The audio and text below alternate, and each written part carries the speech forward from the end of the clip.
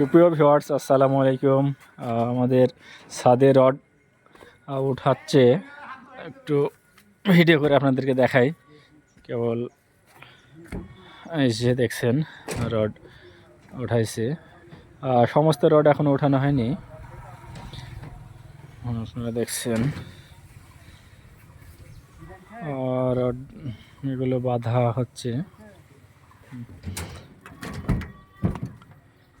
সমস্ত রড ওঠানো হলে আপনাদেরকে আরেকটি ভিডিও দেব সুন্দর করে। আপনারা দেখতে থাকুন। আমাদের হৃদয় ইলেকট্রিক্যাল মিস্ত্রি, ইনি ছাদে কারেন্টের কাজ করবে, তার জন্য ছাদটা পরিদর্শন করছে।